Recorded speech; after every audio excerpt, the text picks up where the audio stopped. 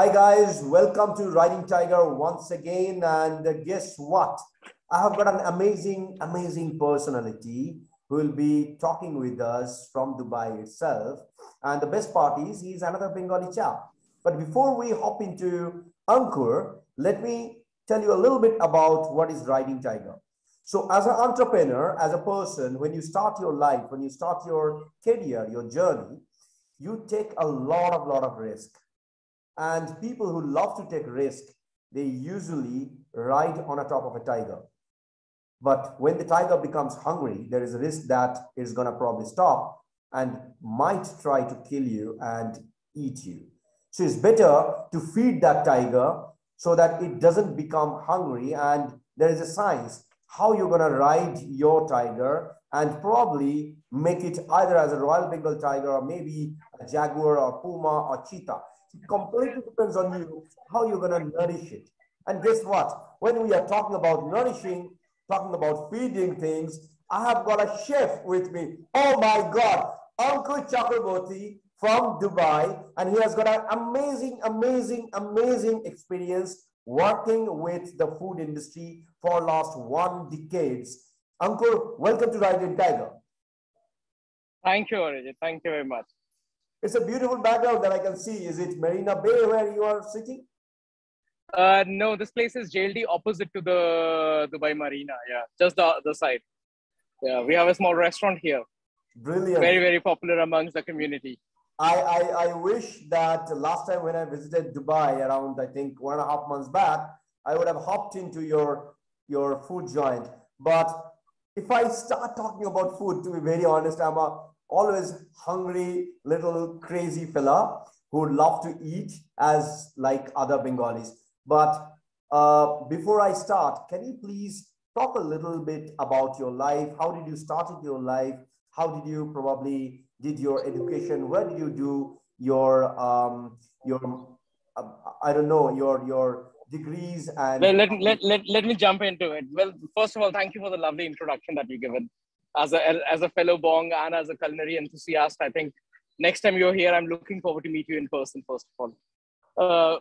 Now, going back to 2000, early 2000s, when I was doing my hotel school, first of all, the biggest challenge for a Bong household to understand that somebody wants to do a hotel school, somebody wants to specialize and study food is a very uphill, difficult task. And I think not just Bong household, maybe a typical Indian mindset is that, people are not very aware about the career choices that kids would have at that point of time. I think now the world has evolved, a lot more awareness has set in. People know these kind of career choices, but that time it was something entirely very different. I mean, my first struggle was to convince the family that, this is what I want to do.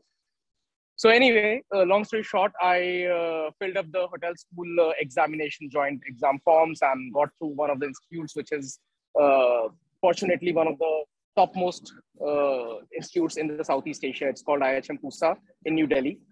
I did my hotel school from there. During my second year, I realized that, what my love is, I would like to specialize with food. So my third year was dedicated specializing with food. Quickly after the college, I started my journey with APJ Surendra Group of Hotels, which is Park Hotels, one of the most iconic properties at Park Street in Kolkata. So I started my journey with them as a kitchen management trainee, and I worked with them for almost 2.5, 3 years. First 2 years was an intensive training with the food, and fortunately, I was specializing with Indian regional food. So the first restaurant that I did was called Fire at Park, New Delhi.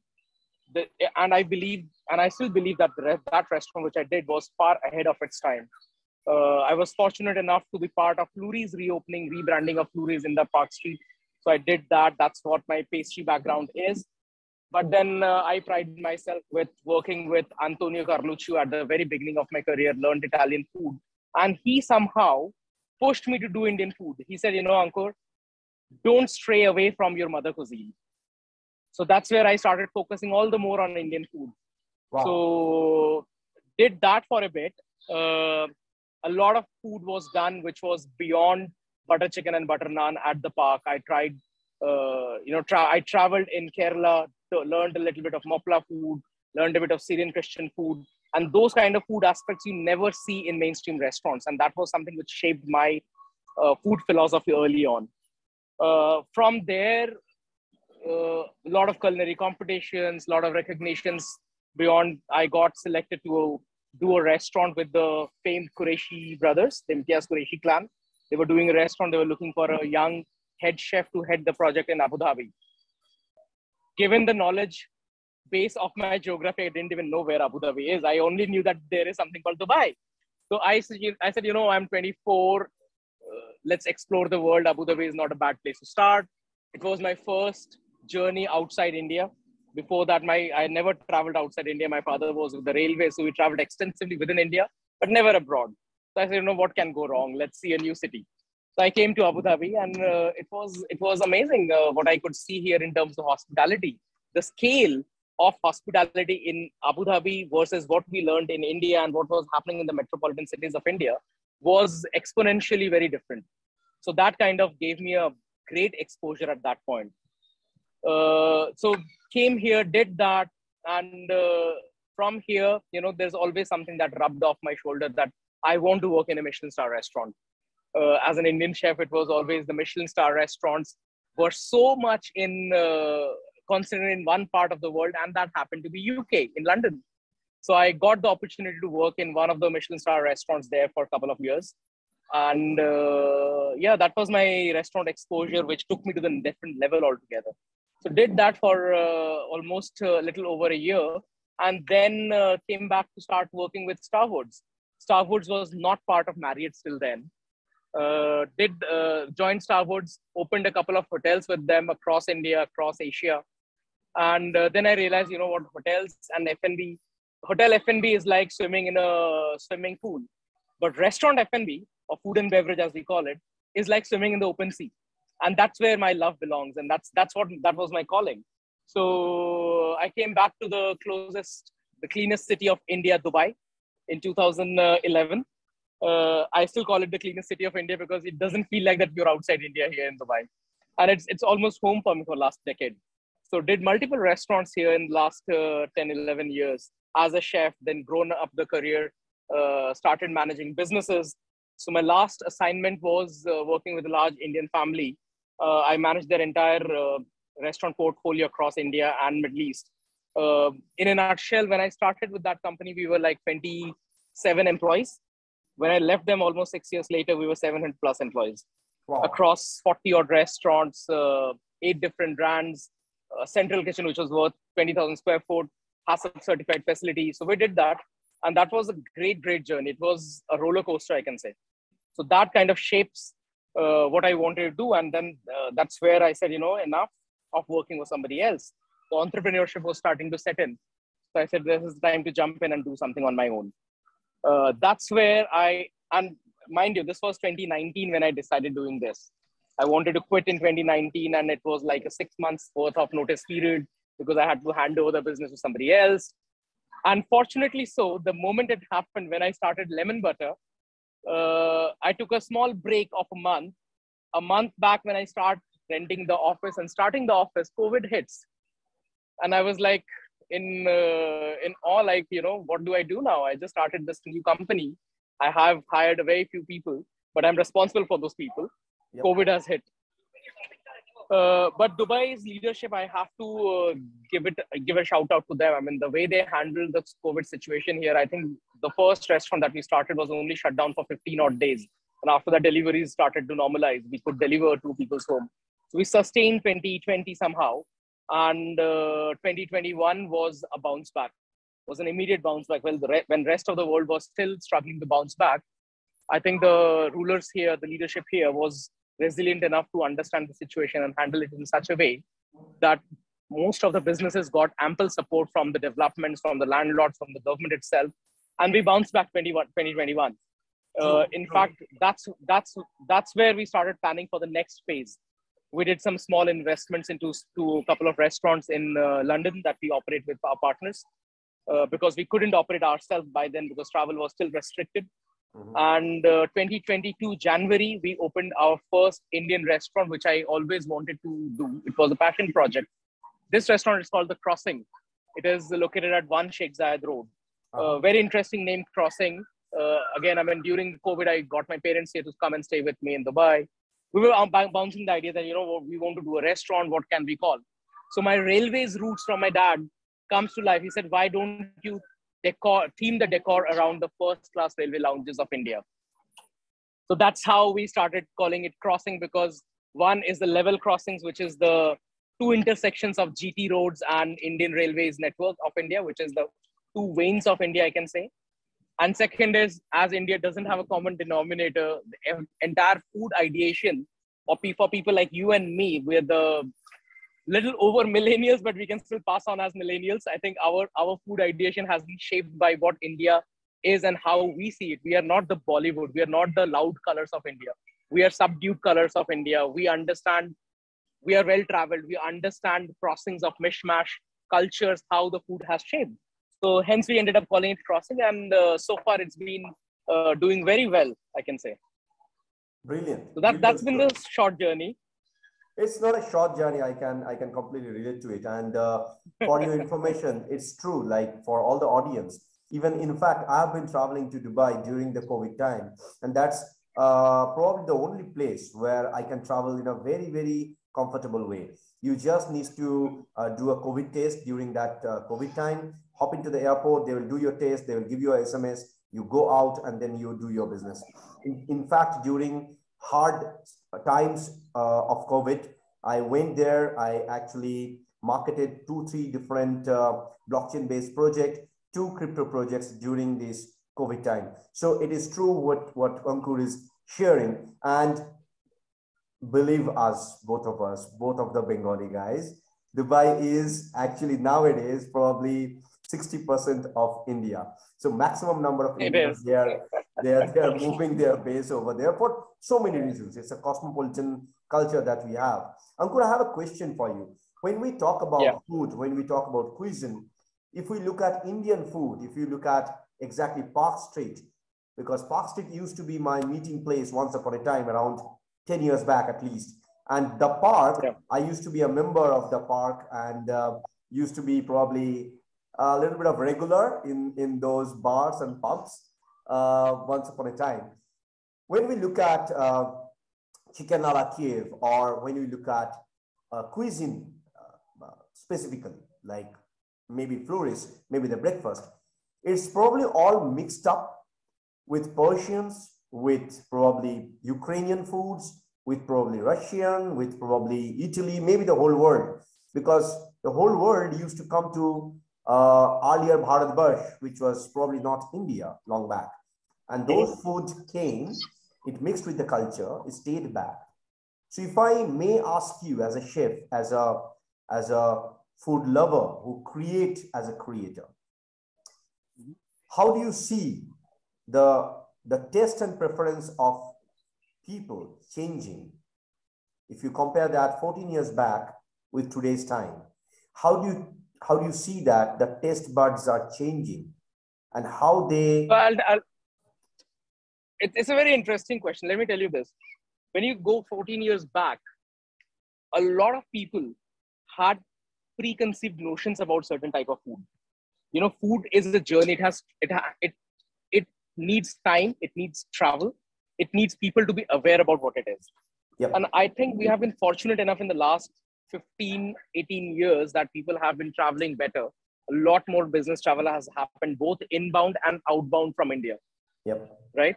So from the Indian context, if I say, I mean, it's a very global context. Let's not keep it Indian context. Let's talk a global context. Yeah, please. At a global context, a lot of travel has happened both for businesses and for tourism. Yep. And flavors have also migrated along with people. Yep. So a lot of times, let me tell you this, 10 years back, a red capsicum, yellow capsicum was thought to be exotic in India. And now it's a common household vegetable. Right? Yeah. This is 20 years back. Go back 500 years. Tomatoes. Tomatoes were never part of Indian food. And now think of Indian food without tomatoes. Very difficult, right? So that evolution has happened. Now people understand that a Thai flavor is how different from a Chinese flavor. Yes. Earlier it was no different. Yes. right? Earlier, there was hardly any difference. People now understand. In fact, today, a well-traveled millennial can tell you that how much of rosemary is too much rosemary in your food. Yes. Earlier, it was not the case. Now people know this. So people have been aware about what they're eating. So I think what has happened, the travel has kind of helped it. Also, what has helped is commercialization of certain food elements. Also, the television or media has helped it a lot. I mean, a lot of people today who have not even gone to Mexico know a taco from a burrito. Yeah, Right? probably. But this is interesting. If I take this as an example, for an example, a taco or probably a very simple food like pizza. For me, pizza usually like you shouldn't use chicken in pizza, but there are cuisines who usually, at least in India, people use chicken in pizza itself, which I don't know whether it is an original, authenticated taste or whatever it is, but I really personally don't like it. Pizza for me shouldn't have chicken. Either you use it with maybe seafood or red meat. So that evolved. Pepperoni, maybe. Yeah, maybe pepperoni. Yeah, but again, idea of pizza is very different in Italy than in US. Let me start with a small example. French fries. Everyone calls them French fries. Yeah. In France, nobody eats French fries. Yeah. French fries is American, it's not French. Yep. Now, the idea of pizza that we have is more about the New York style pizza or a Chicago style deep dish pizza, right? It is not pizza in Italy. I mean, Italy, you would not find pizza like we are used to. It's not. Yeah. Right? So I think the localization of cuisine does happen when food travels. Like in India, obviously, due to various religious reasons, you would not do certain red meats. Both sides, maybe sometimes pork is restrictive, sometimes beef is restrictive, so you wouldn't do. So chicken comes as a middle ground. But then again, look at the history of India. Was chicken anytime a mainstream protein? No. It was never. No. Chicken was always considered a second grade protein. If you're not eating fish or you're not eating goat meat, then maybe certain people would eat chicken. But chicken is not meat of preference for India also. But now, chicken is the most commonly used protein around the world in any culture. Yep. So it is also do with how the commercial sustainable food has grown. Now, to grow a cattle, let's say a goat or a beef, it takes a certain life cycle. It takes a certain amount of water for the animal to grow to a certain size. And the economics of it is also very different from growing a chicken. True. While the nutritional content of a chicken versus that of a red meat is very similar. In fact, at times, chicken's nutritional content is not healthier because it's leaner. Yeah. Right? It gives you the similar kind of flavor, similar kind of non-vegetarian satiety value, but at far less the cost. So I feel it is a lot to do with how the economic cycles around the globe have progressed, and hence chicken. I mean, now look at it, chicken is not something that people look up to. People are going towards plant-based proteins now. Yep. Right? And I am a strong advocate of sustainability. I feel that, okay, certain things like plant-based proteins are good to have, but in India, we always had plant-based proteins. What is new? Lentils was the biggest example. What's new? I mean, India is one of the biggest consumer of lentils. Yep. And the biggest source of proteins in India is either dairy or lentils. Yeah. Now, what else you have? Now, question here is, why does a plant-based protein need to taste and feel like chicken or a red meat? You don't need to actually. I mean, what's the point? Correct? What's the point? So this is where I personally, as a chef, I believe that why do I use a certain brand of vegan protein which looks and feels like a red meat? Why? Somebody who's a vegetarian, somebody who wants to eat healthy, should be able to eat healthy in the way the nature has provided him the food. Definitely. Why to culture it? Why to cultivate it in a lab? I mean, that's my take. No, completely having said understand. that, completely understand. Ankur, I have an interesting question in this regards. In today's time, with due respect to all the restaurant and all the food joints that we have, maybe across India, I would only take example of India because I have traveled almost half of the world at the moment. So I know you will not get unhealthy foods, probably in Europe or in US or even in Middle East. People will kill you, very, very simple, you know. But if we look at the food value and the nutrition, and we are talking about plant-based proteins, and we are talking about vegan as a vegan concept, vegan doesn't actually include milk for the audience. So vegan means completely plant, it doesn't include dairy products. But if you talk about vegetarian, that may include any kind of dairy product, not Or necessarily even egg and fish in certain parts of yes, the world. yes, some part of the world, yes, totally agree. Yes.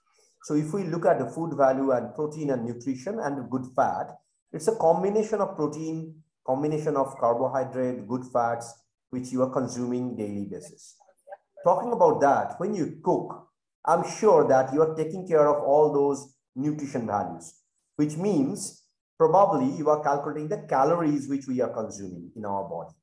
And depending on the person, whether he wants to probably, I don't know how many of your consumers are workout professionals, or maybe they do a little bit of workout for their good health. So when you cook, my question is, do you calculate the protein values? Number one. Number two, do you calculate the calories which a person is going to consume? And if yes, how do you suggest something to someone, which is like, for an example, somebody is bulking up. So probably you are giving them more calories to consume after workout, or maybe in pre-workout, you are suggesting them something. And when you are doing it, how exactly you are doing it. And that's a big science for the audience. It's not a joke. Absolutely. Very honest. It's a big science. Absolutely. Yeah. Thank you for asking this question again. Part of our studies as a chef is also to study and be aware about nutrition science. So we also understand and study nutrition as part of our curriculum, and we apply it on everyday working as well. So one of the things is, obviously, when, let's say, it depends on the concept. So for example, if I'm operating a healthy concept, a concept that supports this kind of initiative, then I'm very, very cautious about what I'm putting out on the plate, because then I know that I'm selling a certain product which includes this as a service on the plate, right? But if I'm a fast food joint, then for me, it is about giving comfort out to the customer. Then I'm not worried about the calorie count. But one thing that is constant across is portion size. Yep. How much of a portion size should I be preparing? For example, a lot of, and again, it's very cultural. If you go to America, the US has culturally, they are used to larger portions. Yep. Everything is portion is larger because people eat a little higher than usual, right? Again, coming to our concept that we do, I mean, the Asian concept that we have here, we portion control everything to a certain level where we say, things can be shared across the table, provided there are 3 starters between 2 people. So portions are smaller. The Indian concept that we do, everything is fit for one. So everything is portion controlled for one, because the human stomach size is limited. Yep. There's a certain stomach size. You cannot eat more than that in terms of grammage. We control the portion size. Now, do we talk about this on the menu? Not necessarily. Certain jurisdictions, certain municipalities require you to announce how much calorie is in each portion of that dish, but not always. Now, again, we have tried doing it. There had been an initiative by the Dubai government here to limit the portion sizes, to tell people what should be an ideal portion size, how much is the calorie that a person is consuming in that. There has been a jurisdiction around it, but it has not been stringent yet. So we don't write necessarily the calorific values, but we are responsible in putting out what we put on the plate. Now, if there is a concept, let's say a fast food or a pizza joint concept, it is loaded with cheese. Yep. It is loaded with cheese. Yep. Not saying that it is good or bad for you. It is excess of it is bad for you. Excess of anything is bad for you in that case, right? So right now, my advice for people who are seeking healthy food is to a golden thumb rule that I follow is that try to be as much vegetarian as you can, because vegetarian food is easy on your stomach. It's easier to digest. Protein takes on an average 14 to 18 hours for the body to digest. So if you are having lunch with a non-vegetarian protein, dinner with a non-vegetarian protein, it's difficult. Technically, you still have it within your system for the next 24 hours. Yep. It is not out of your system, right? Mm-hmm. But if it's a vegetarian food, there's so much of fiber that it comes and it gives a similar nutrition value, even better, and next day it is out of your system. Yep. So my advice is try to be vegetarian as much as possible. And I myself try to be as much as vegetarian as possible, although I eat non-vegetarian food of my choice. Second advice is if you can balance your meals out to 50% as protein and rest of the 50% as vegetables or carbs. Because a lot of times people say, I should go on one should go on a carb deficit diet. It is not the case. Human body needs carbs for sustenance. You need carbs. You cannot go on a zero carb diet. The more you go on zero carb diet, your satiety value is not there. So even if you're not eating enough carbs, you will always feel hungry. To avoid that, you need to have a certain amount of carbs. So a balanced diet, 25% carbs, 25% green leafy vegetables, 50% of a protein is very, very important for anyone's diet. So I try to advise that, and we try to follow that in most of our restaurants because we are responsible towards what the society is getting into. If we start promoting unhealthy food habits, then this is not a sustainable business for long term, because then you're alienating that customer to come back to you as a repeat. True. You want that person to come back to you, right? So this is what we try to do. In fact, it's an interesting factor. I recently invested in one venture. It's called Planeta. I'll not talk about it in Riding Tiger, but later on probably we can discuss about the same. From that perspective, I would love to share something to the audience. We are all talking about moringa powder as a, with their health benefits and why you should consume that. But do you know that in Bengal, we used to consume something called Shojane food? I really don't know whether I should call it in English, but this is the exact term, Shojane food, which can actually give you a lot of health benefits. And if you really want to ask Ankur, as a culture, as an Indian culture, we used to have haldi, neem, lemons, so like honey, ginger that you usually use. But apart from that, if you use such kind of Ayurveda elements, which is being used as a herbs in Indian cuisine when you're making it, it's really tasty and healthy. And I'm sure, guys, please check them up, which is there in Dubai. And I'm sure you're gonna understand why Indian cuisine is a little bit of different. And when we are talking about a restaurant which is powered by a person like Ankur, you need to understand how he is taking care of all the health and nutrition values for people. So for you, if you feel that a medicine will probably work for your health, I always prefer food to work first in your body so that you don't need to go for allopathic medicine. That's your probably last option when you don't have any other option otherwise to go. But what asks you to stop having a healthy food, having a healthy body? With due respect to everyone, I can see Ankur, we are meeting probably the first time utilizing a video chat, but I can see how healthy he is. And personally me, I spend around an hour minimum in a day in either in gym or in fighting, irrespective of the fact I have meetings or workloads or whatever it is. It is releasing your anxiety into that place. You become healthy, blood flow is going on. And to be very honest, when I'm having that blessings of having a friend like Ankur as a chef, who is sharing so many of these kind of details, I'm sure that you guys would love to hop into their restaurant, have the food, and then give me a thanks maybe later on in the comment box. Ankur, Thank you. Ankur, I have an interesting question for you, which I usually ask to almost everyone, whoever is coming in Riding Tiger as a guest speaker. I have two questions for you. One question, that's first. 14 years back, you started your journey probably, if I'm not wrong. Like, Yeah.